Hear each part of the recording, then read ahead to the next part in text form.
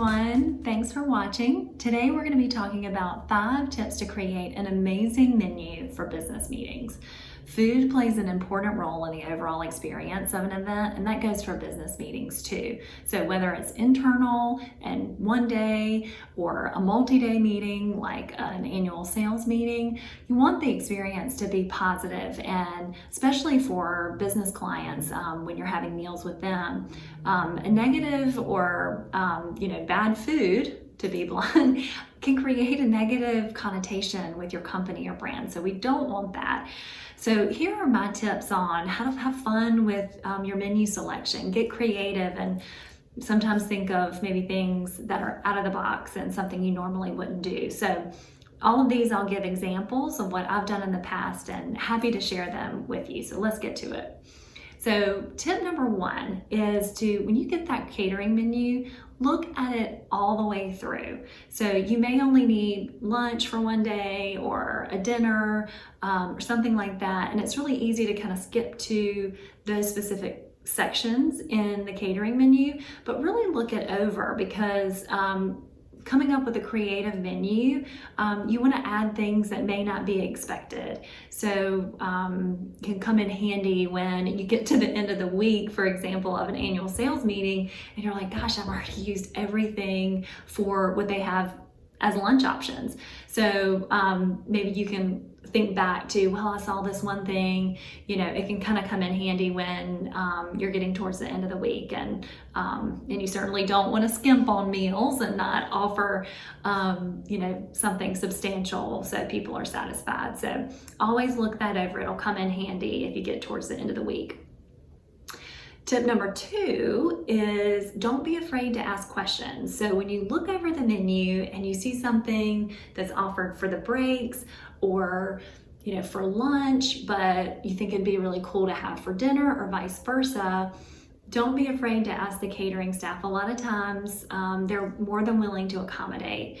If you saw mini tacos on the dinner menu somewhere, that would be a great addition for lunch one day, just to mix it up. Same with a hummus plate that's on a break menu, add it to lunch. You've got something even for vegetarians. So kind of get creative. You can mix and match, and don't be afraid to ask if that's something the venue or the catering company can do. So talking about vegetarians, that gets to tip number 3. You want to always try to at least wow your restricted eaters. So there's a lot of diets out there now. We seem to be getting more and more allergies kind of coming up and showing up. So those restricted eaters need to have an amazing experience as well. I have a dairy allergy, so a lot of times when I go to an event or a conference where there's predetermined meals, I a lot of times get in line and I have to find a catering staff person and ask what is dairy free, and so then I end up not eating with everybody else, or they have to make a special meal if there's nothing on the buffet or what's offered, and it kind of makes it awkward. So you want to make sure you're covering or considering those dietary restrictions and preferences. Now it's really hard to do it for everyone. So like if you have somebody, 1 or 2 people who have something really specific, it's pretty possible and most likely that the venue or the caterer can make a special meal for them. If they send that through in a pre-event registration, coordinate with them one-on-one and ask how you can accommodate them. For more broad allergies like dairy or gluten or something like that, really try to curate a menu that where people have more than one option to eat. It's kind of discouraging when they show up and they're like, yep, you can eat the salad. Can't have dessert, can't have the salad, or salad's all you can eat. It's doesn't make it a fun experience. I did just go to a conference recently at a hotel, and it was amazing. Their menu was, I could eat all but one thing on the menu. They made a special dessert. It was just a really great experience. I'll always remember that. And when you give that restriction over to the planner, and you feel that the planner listened, worked with the catering staff took extra care to make something that you could eat, that goes a long way for an attendee. So consider your restricted eaters and really try to wow them. All right, so moving on to number 4 is add inconvenience. You're at a business meeting, could be all week. You're away from your office, emails are piling up as we speak. You know when you get back, you're gonna have to like dig out for another week. So a lot of times folks really enjoy using meal times or break times to catch up, send an email, call a customer they need to check in with their teams back at the office, or even check in at home. So what I like to do is ask the staff, or they may let you bring it in yourself, have some disposable little bowls or mini plates at the break times where people can fix a little snack, take it, go check their email, make a phone call, do whatever they need to, without missing out on break or having to feel like they have to bring their computer to the break room or something like that. So makes it easy and convenient. People can do their thing, kind of take a break, catch up on what they need to. The other thing is if you've got the meeting ending at lunch or at a dinner, and then people are staying overnight and departing the next morning, at breakfast, for example, you can have to-go boxes, and people can take that breakfast to go in the Uber to the airport, or kind of while they're packing up their things in their room.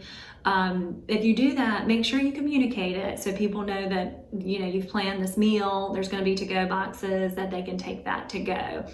It's a really great way for people to still get the meal, but tend to whatever they need to do, or get to the airport on time. So great little convenience factor there. And then tip number 5 is probably my favorite tip, and one that I loved doing when I was planning full time, is food obviously can enhance the experience of the meeting, but you can create an experience with the food and around the food. So I really loved to do this when we had our annual sales meetings, because we would do them in different locations, and if you move your meetings around, I really loved to research kind of what was the local cuisine, find out what the local traditions are. If you're seaside or near the coast, maybe you could have an oyster roast by the water or something like that.